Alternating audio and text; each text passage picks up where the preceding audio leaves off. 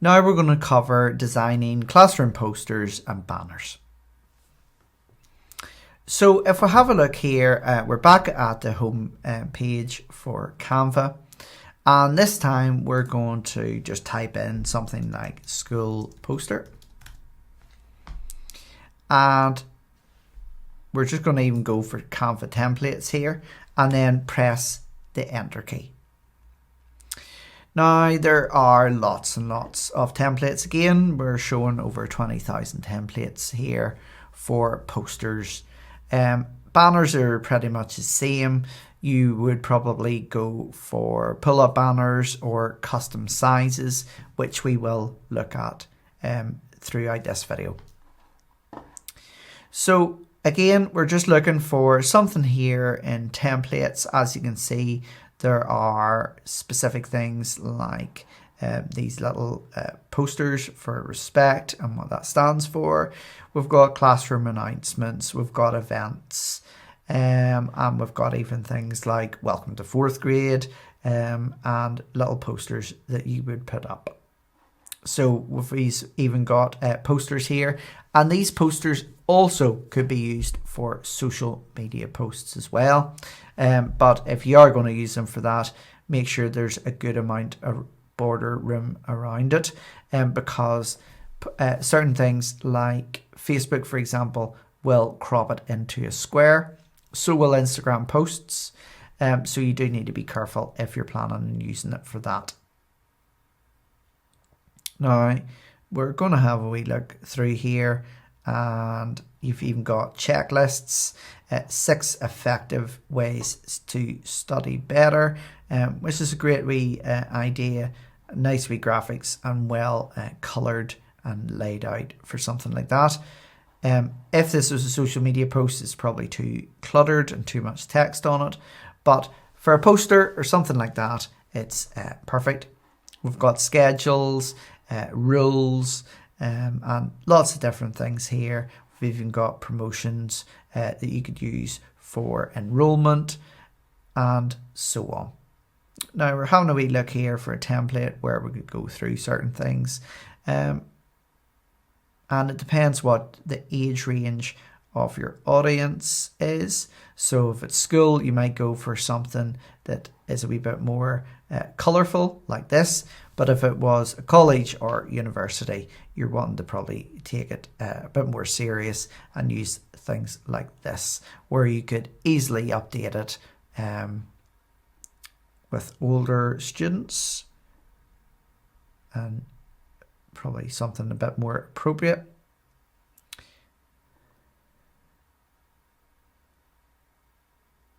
So looking for something that would maybe use for schools and colleges.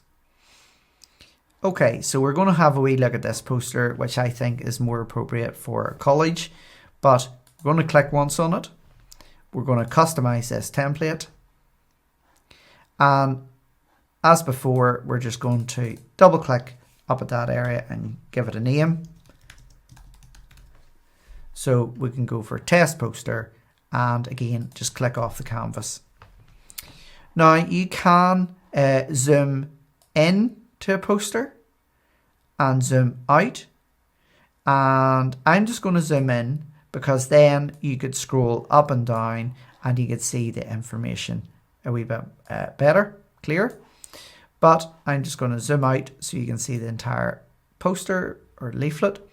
And if I click on this element here, the color is changeable over here and up at the top left hand corner again, exactly over here. And if we click on any of these elements, the colors are changeable. Same for this background. I can click on that, go to the black, and I can change it maybe even just to this dark blue, and that works a wee bit better, makes it a wee bit more modern looking. This photo, easily changeable. You can upload your own one, or you can go into elements, and I'm going to search for students. I'm even actually going to type in college students. And then I can go into graphics and see if there's anything appropriate. And I can drop that into anywhere on the poster. Or I can go into photos and I'm going to choose this one, for example.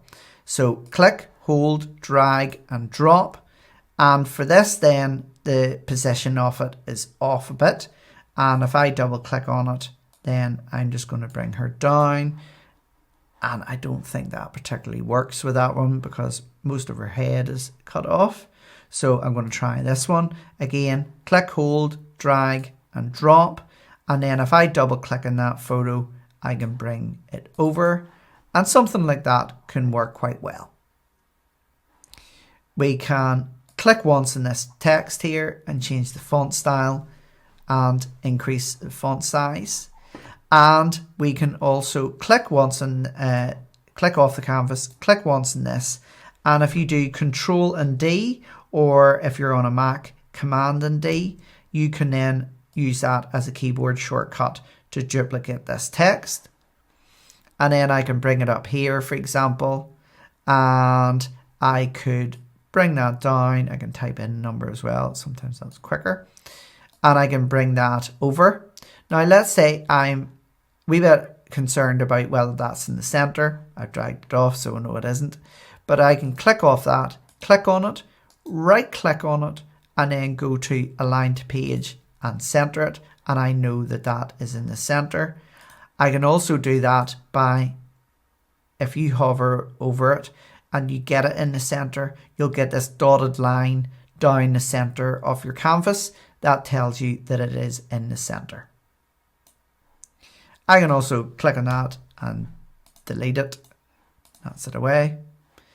And this text here was rotated. So you can add a text box and then rotate it. But as you can see, here's your rotate. And that's how you would rotate text like that. And something like that does help it stand out from just plain text aligned straight. What we can do then is we can add pages to it. And there's the same background color. And let's say I wanted to select this. And then if I hold down my Shift key, then I can select those two things. And then what I would do for that is Control and C or Command and C if you're on a Mac. And then click off the canvas, come on down to page 2, and then Control and V or Command and V if you're on a Mac. And I've now duplicated that element. While it's still selected, I can use these resize and angle or arrows, and I can just bring that down and move it over and keep it smaller. And you might want to keep something consistent with that. And then what I can do then is I can change the text on any of this.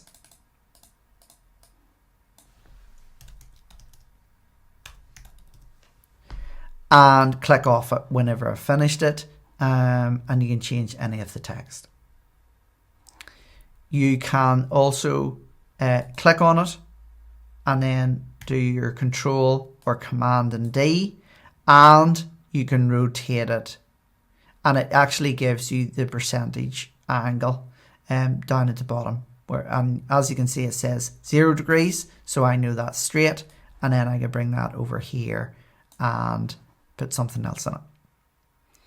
Now, good graphic design rules for social media graphics and anything that you're wanting to print is I would always make sure that it's not right over to the edge. And what it's called from a printing point of view is called a bleed line. And it just means that you're never going to have it cut off by printers, your own printers, or even sending it to printers. So always give it a wee bit of space around and give it a bit of a border. I can also bring this text over and I can center it, or I can right align it and change as you see fit. If I click on it, you've got your font size, you've got your font style. I would only use about 2 to 3 different font styles on any one particular project, just to maintain consistency and professional approach. Then for this type of thing, then I can add any elements here. If I go over and I change college students, I've got shapes that I've recently searched for, so I can do circle and bring over circles, and as you can see, there's my dotted line, so I know that that's in the center. I can change the color of it, and as you can see, I can also type in here, and I can then double click on that and go into the actual text color, and I can change that text color to white, or I can go in and animate that, but that only works if it's a video that you're saving. You could increase the size of that font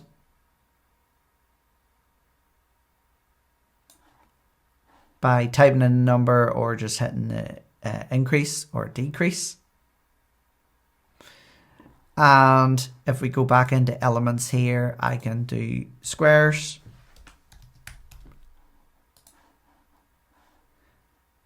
And you can go in and see all the shapes.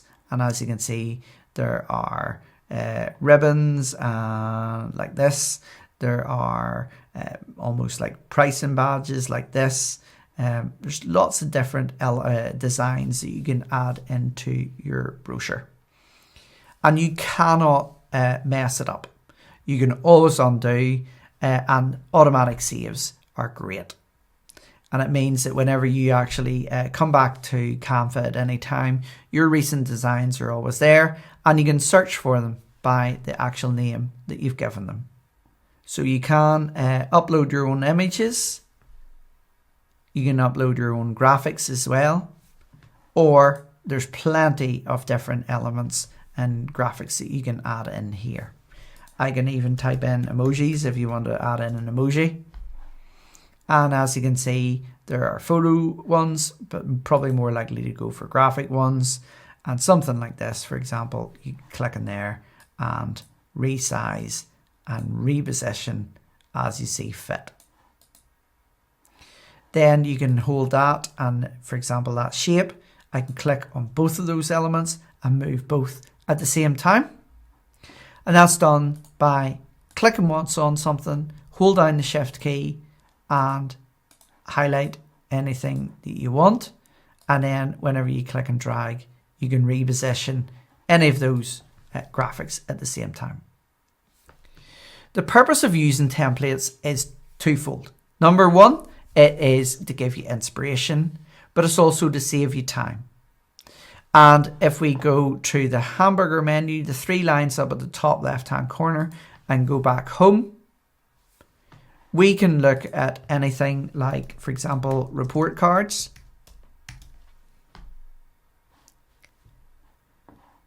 And you've got lots of different examples here of templates like that. You could even have a look at maths worksheets.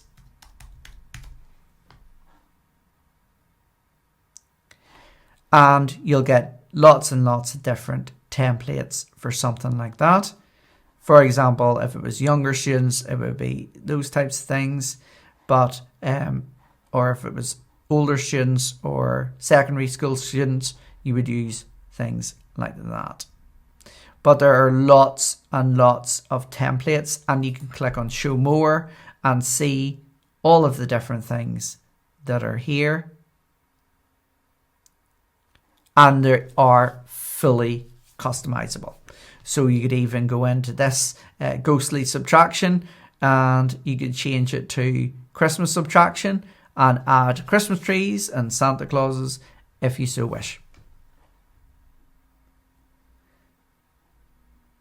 But there is no limit to what you can actually search for in terms of what's available. You could also go into maths worksheets here, and what you could do then is change that to anything that you really want. You could do probably French.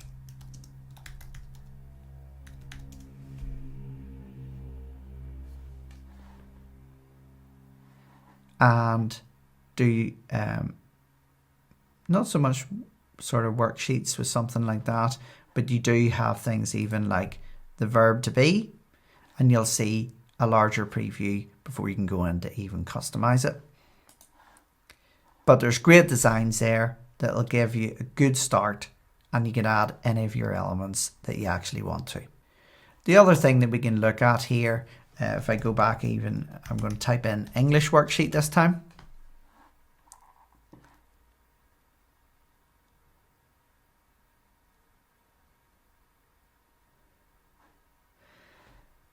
And let's see, find something here. Simple past tense.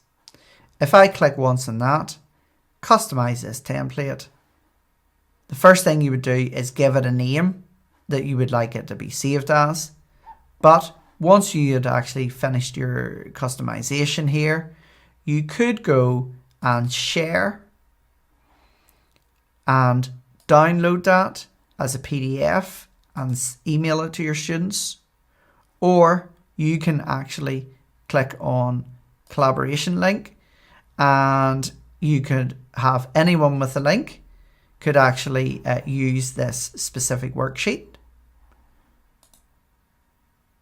Or you can share it with other teachers and members of your team by clicking once in here and type in email addresses or email address that you would like to then share it with. So I'm just going to type in nameacompany.com just for example, and it will send a notification to them, and they can then have edit or they can have view and access. So if you don't want them to actually make any changes to it, you can work away and do that. Sharing options and downloading options is great. PDFs are the best if you're wanting to attach it to an email, but you can also do JPEGs and PNGs, and that's probably the only versions that you would use for a worksheet. So name it and then make your changes, and don't forget you can also click on this option here for duplicate page, and whenever I click on that, that gives you another page. So if you wanted to give 2 worksheets, you can work away and then make the changes to that second page. I can click on this text and I can change the font style, font size, font color. I can also do Control and D or Command and D if you're on the Mac to duplicate a certain element and drag that anywhere that I want. I can also delete elements, and you can also then bring in other elements, photos, and so on. And in another one of these videos, we'll be going through frames and grids, which are great things for you to have that snap to position on photos and so on option that we used on the presentations.